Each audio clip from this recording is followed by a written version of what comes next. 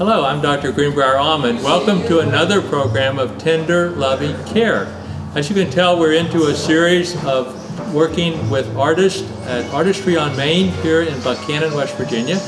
And today I'm very pleased that Keith Finger is here. Keith, welcome to our program. Thank you. You and your wife Kim have a unique view about West Virginia, first from the outside and then moving here. Yes. And it's all about food and organic food. Well, kind of for us, you know, we've been vegetarians for over 10 years. And when we moved here from Bethlehem, Pennsylvania, really with the intention of moving away from the rat race world. Okay. We wanted to find something simpler. So the rats have won, haven't they? Yes. Yes. And the last of our children were in university, and we decided that we wanted to go get a nice farm somewhere and get back to nature and touching the earth and closer to God and such like that. So we formed this, we found this nice 100 acres, all wooded land, and we cleared some of that, and we've put in now a chemical-free organic produce production area. Great. Using high tunnels and low tunnels and such like that. We really came here, you know, to really get away from the rat race and all that. We wanted to get into some simpler lives. Right. And we found one more thing, if I can say that Go right ahead, off, sure. is that, you know, when we visited the stores here to try to buy food, we were, well, I guess you'd say disgruntled. I don't think that's an unfair word. Most of the stores, particularly the smaller ones in our smaller counties, really had very, very poor selection when we first moved here. You couldn't get anything organic. No one even knew what the word organic meant in many of the areas where we visited and such. And so along the way, we decided that we wanted to, as a business, share our really good, high-quality, organic-type foods that we now create and grow and such with our fellow West Virginians. Right. And you know, being a West Virginian and hardly crossing the state line, so most of my experience is right here. We have the ideal climate for growing food. I mean, it's almost like a rainforest, and we have the 4 seasons. Yes. Of course, Buchanan has the Strawberry Festival. Yes, we were at that also this year. Yeah, one of the challenges with growing in West Virginia is not the number of growing days, which is actually quite good here. And the climate is quite good. You have a good mix, usually on typical years, of moisture and sunlight, etc. One of the challenges, though, is the development of the soil. A lot of the soil's gotten very depleted over the years just from runoff into our creeks and our rivers and such. Right. And you're back down to the clay, and you don't have that nice, thick, topsoil that you find in other parts of the country, like in the Shenandoah Valley and such. That's true. So, you know, a big part of what we've had to do since we've come here is to really build up that soil. Once we've done that, though, the production out of the land, even without cheating with the use of chemicals and pesticides and herbicides, as others do, that allow people to get cheap, really beautiful looking fruit, you know, we're able to get something close to that with just having built up our land naturally. Well, that's good. Yeah, and I think we probably have to pick what kind of food is going to grow here. I mean, I love our blackberries, which grow wild everywhere. Yes. In whatever soil we have, but we don't do enough with blackberries. Well, you're right, and actually along that line is we use high tunnels and low tunnels, and these are just typically plastic covered structures where you can move the sides up or move the covers off the top, etc. The high tunnels are typically large structures, like for example ours are 27 foot by 88 foot long. Wow. And they're about 17 foot high in the middle, Gothic shaped, etc. And we can put in a lot of vegetables and fruits in there, vegetables that we grow in there. And on the low tunnels they just cover the individual rows. But what's beautiful about that, and I'm sure our friends of the Extension Service that have provided us a lot of help along this lines will be happy that I say this, is that you can get tremendous season extension in our state of West Virginia. So you can get tomatoes to the market a lot earlier and even a lot later in the season just by using these covering techniques. So you get further advantage by living in West Virginia. I tell you a joke about this. West Virginians like to joke about things, and whether it's shades the truth a little bit. But I have an uncle and aunt who raised tomatoes over on the Ohio River, and the last name is Early. Oh, yes. So they have early tomatoes. Yes, very good. Whether they're early or not, but anyway. Yes. That's very good. Well, tell us where Kim and you have taken this business, and we're here on Artistry on Main. Great. And so people can come here and actually buy these products and we're looking at your display. Yes. Let's see what you have today. Well, let me talk a little bit about then why we kind of got into this. Okay, sure. You know, we wanted to share. You mentioned being a vegetarian. Our high quality foods with people. Yeah. And so we started off thinking, well, let's just sell a little bit of produce at our small little Ritchie County farmers market. Okay. We had a little table and we started with that. It's the first time either my wife or I had really done anything like that in our lives. Our lives were very different, coming from a more urban, suburban rat race, as we talked about earlier. And so we started at that. And very quickly we started to realize that people also wanted the added value products, like the bakery goods. So my wife cooks up just incredible bakery products that people just storm for. Wow, okay. In fact, it's all whole grain, whole wheat, freshly ground in our commercial grinder, artisan breads and bagels and all kinds of things, scones, things people haven't even heard about here that they just love, like kiffles and things that are traditional Hungarian dishes and such like that, the bakery items. So we started to go into that, and then we started to realize people also wanted more different types of choices besides just produce or bakery goods. So we started into other added value products. And that's really started to just begin, thank Lord, to really blossom for us. Good. And that's been, you know, it's still a struggle, and we're still fighting every day to create the business, but like all small businesses, if something's worth doing, you know that it's going to be a lot of work. Well, you know, one of the things I'm learning, and I'm sure anyone who will stop here at Artistry on Main, we're open every day of the year except for Thanksgiving, Christmas, and Easter. We're open 10 in the morning till 6 at night, and then on Sunday from noon till 6. What you'll hear over and over again when the artists are here is that the word passion comes up. You just used it. You said that you have a passion for this. Yes, yes, and enthusiasm. Yeah. You know, you also didn't mention that all the artists have to work at the store at least once a month. Right. And I think that brings a great value to it because customers can come in here and really hear that passion and feel that enthusiasm and passion. So let's talk a little bit about our bean soups. And we have a few things here, herbal infused honeys that we totally do ourselves, make ourselves, very nice all organic components, spices. We have a lot of different things that we sell through the Bridgeport Farmers Market, which is kind of like our main station, and a lot of shows and festivals, including the Strawberry Festival. We'll be at Jubilee in a few weeks and other things like that, and we're really been enjoying getting to know so many people and networking around the state as we grow our business. Our bean soups particularly have been a lot of fun to develop. And West Virginians love beans. They do, and they really like good tasting, high quality bean soups. And so these have really taken off for us. In fact, we sell them through Tamarack now too. Okay, excellent. Yeah, that's worked really well. So we started off with this, with trying a couple of competitor soups and such. And then we put together about 15 couples with children and some older elderly people, and tried to develop our bean soups around things that people would like based upon the focus group feedbacks and stuff. So the first one we developed was our cranberry bean soup, which is this one right here. Most people think there's going to be cranberries in it. Yes, that's my first thought. I don't see the red berries. Yes, no, but it is actually, if you look closely, it has a cranberry color on the bean. These are legumes, and you know they have a very nice texture and taste and all, but the color very much in this case defines, you know, as a cranberry bean. And this was straight 10s across the board. Everyone just loved this. And I can tell you the reason why. We have our cranberry bean, we have our 7-bean soup, we have our yellow split pea, and curried lentil. For those folks who like curried lentil, this is French green lentils and garbanzo beans.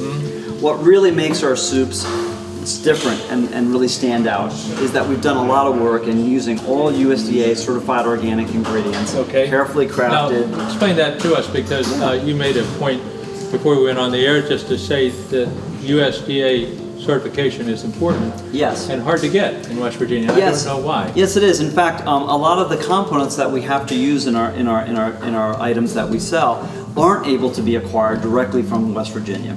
Really, the added value comes from us combining those all together and making it something somebody really wants, and that's the artistry, we think. Oh yeah, absolutely. Yeah. So it is important. There aren't really enough USDA certified organic suppliers in the state. In fact, there are very, very few, a handful, a very small handful of different suppliers. So it's expensive, it's difficult, it's very challenging. I think from a marketing perspective, a lot of farmers have thought maybe perhaps in West Virginia it hadn't been worth it. But for me to be able to sit here and say that these are all 100% USDA certified organic ingredients, they all have to be USDA certified. They can't just be because somebody says they're organic. They actually have that USDA label right on the product when we buy it. When it comes in the door, I got to check off on our quality control sheet. Yep, it has a USDA certification on it. Yes. No, I understand that. I was a medical doctor. I mean, we had a big discussion about where the medicine is made. It matters. If it's made, if penicillin is made in Indiana, we know something about that for sure. If it's made in China, maybe we can't be so sure.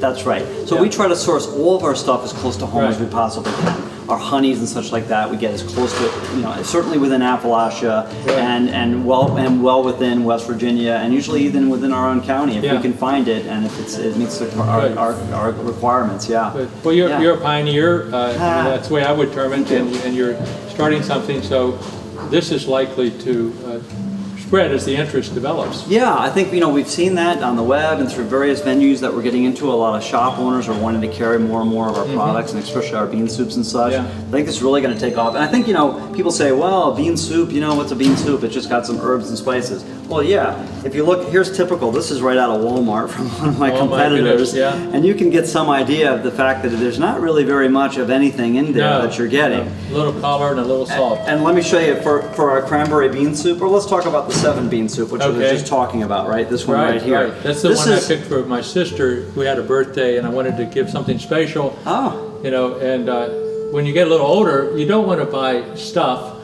but food is a nice gift. Yes. Because people will enjoy a good meal. Yes, very good, very much so. So that's wonderful. I'm glad to hear that you've actually taken that step. So, but let me show you what's inside of there. This is a 1/4 pound chocked full of just organic USDA certified herbs, spices, and seasonings, and vegetables, lots of vegetables, which really brings that nutrition content up and makes these really like meals, really.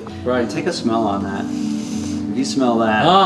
See, that's why I bring this. Say almost heaven, but this is heaven. And I bring this always to different markets, and I have people do that because as soon as they do that, they're buying it. Oh, absolutely, that's right. That's a good thing because they see the value, they smell the value.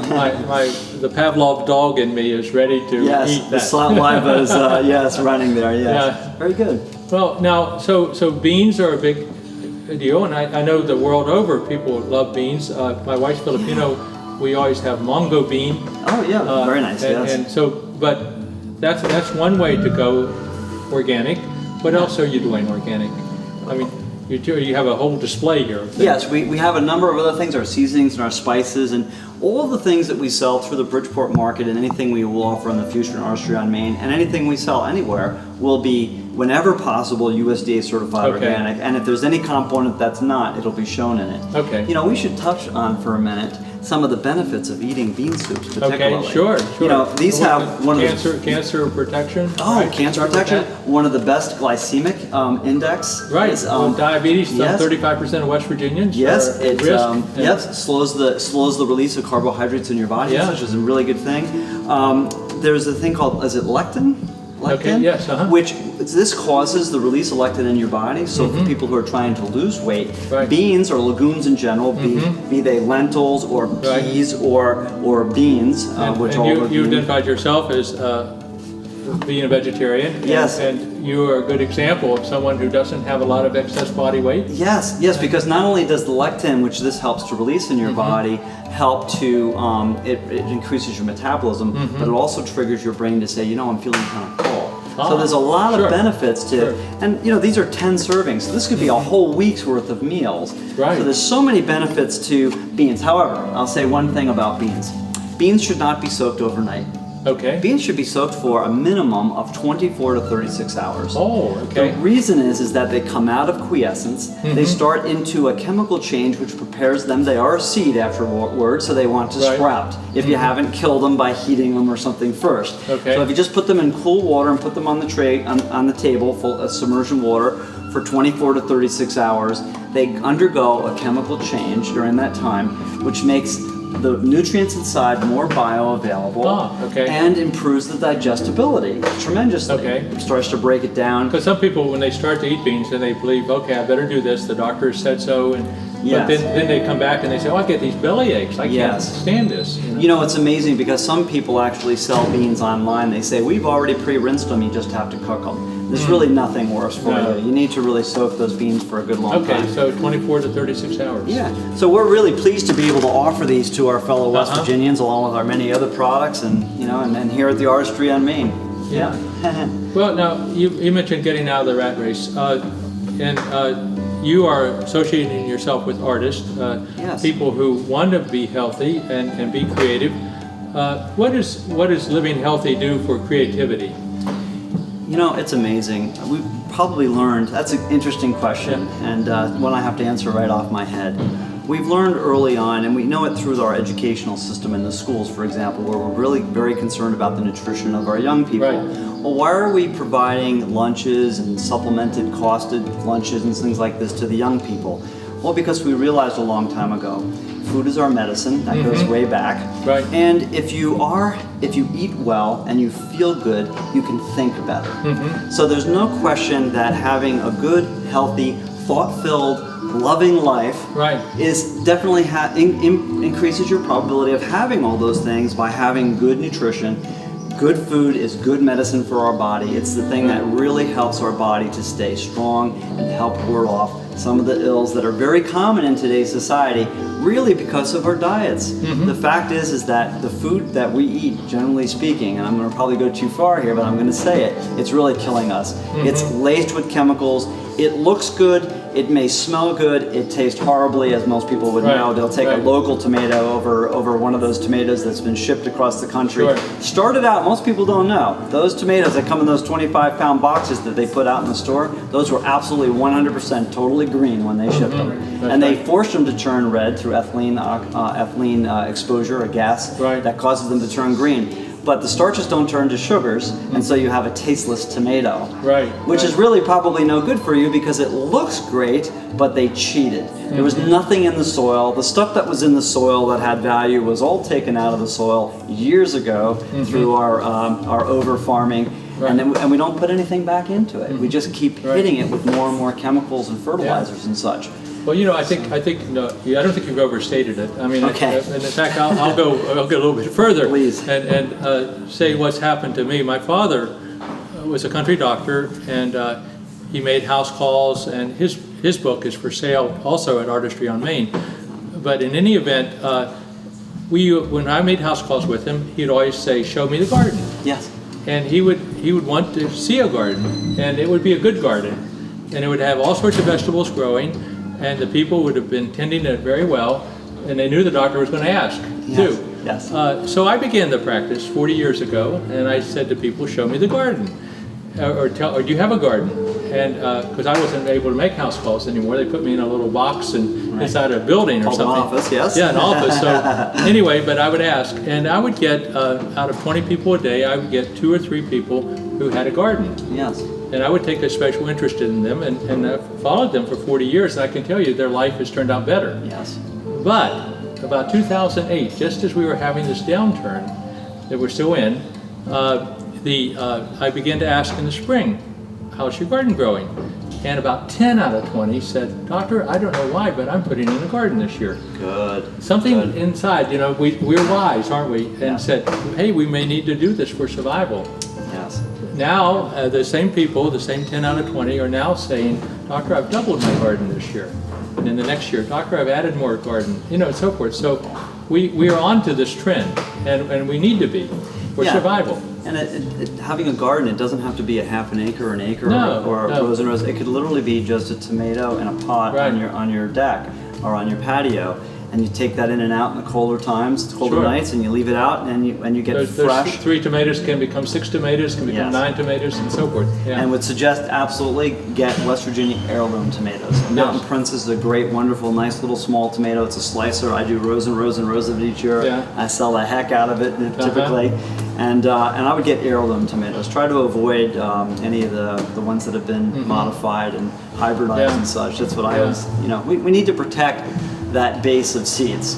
You know, hybrids can't reuse the seeds. They, right, that's they don't tell you that, do they? So they may sell well for somebody and make somebody a lot of money, but you know, it's much better, I think, to use those heirlooms. Those are the things that nature has naturally told us are going to be around for a long time if we just do a little bit of protection on them and use them. Now you picked up on a phrase that is best known in a song, I think is becoming our state song and added on state song, Country Roads, but Mountain Momma Organics, that's your name.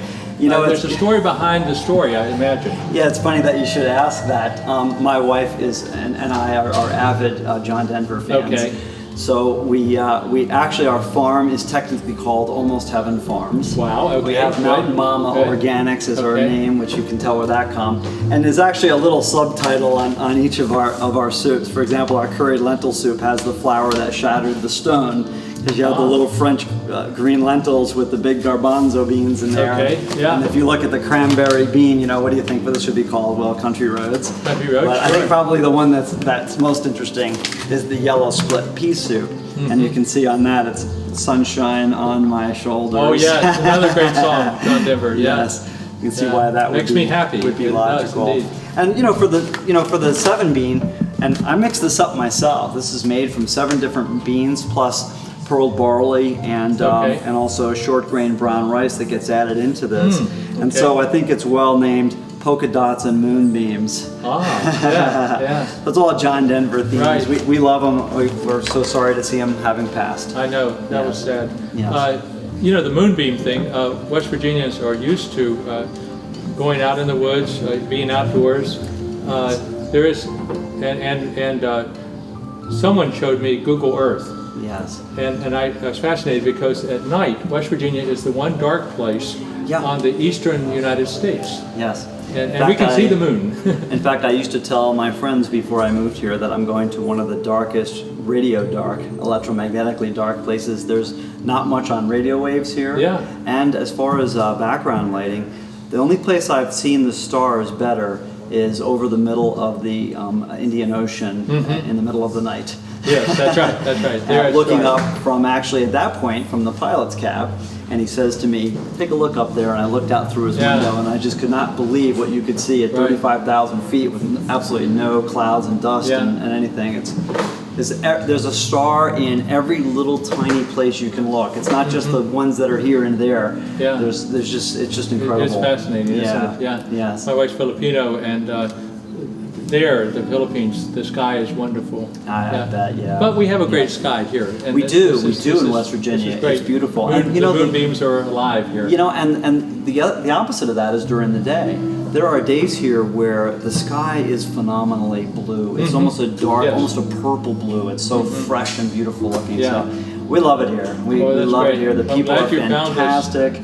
The land is fantastic. So this is a good place to live. Right. And I hope you have a long life. And if you are looking for something different as a gift or to try out for your own diet, or change your dietary habits and get healthier, here it is, Mountain Momma Organics, Keith and Kim Finger. Yeah, come see us at the Bridgeport Farmers Market from 10 to 2 on Sundays up at Charles Point, which is off the Jerry Dove exit on 79. And we set up 2 big booths, and there's a lot of vendors up there and music and stuff. And of course, we're at Artistry on Main in a wonderful town of Buchanan. I'm glad you found us. Just one more reminder about Artistry on Main. We have become a center for folks coming in for various reasons. The elementary school has had their arts exhibits here in the back, and they were wonderfully attended. I saw many kids coming in with their parents, and we have great young artists. We also have workshops. I don't know if you'll be doing a workshop someday. Yeah, you know, I actually, each day that I'm here, when I'm here each month, when I have to come and serve, do my duty here, and it's kind of really a lot of fun. I meet a lot of great people. But I bring my little demo kit, and we talk about how things are made, and we talk about good nutrition and all that. So there would be a need for that, and maybe how to actually cook this right so you get to keep the nutrition. Yes. I know there was a painting workshop the day I was working, and I'm going to have a writing workshop in the future. You can look for those workshops online, Artistry on Main, on Facebook. Yes. Some of the booths here are really incredible. So Yeah. just to give a plug for some of the other artists, it's incredible because every one of these are just an incredible piece of human achievement. You know, I look at some of this stuff and I'm astounded. I happen to be a physicist and an engineer, and I still am now a farmer. And you know, I look at some of this stuff and I'm just perplexed and amazed at how creative people can be, and some of the things that are here to see. Yeah.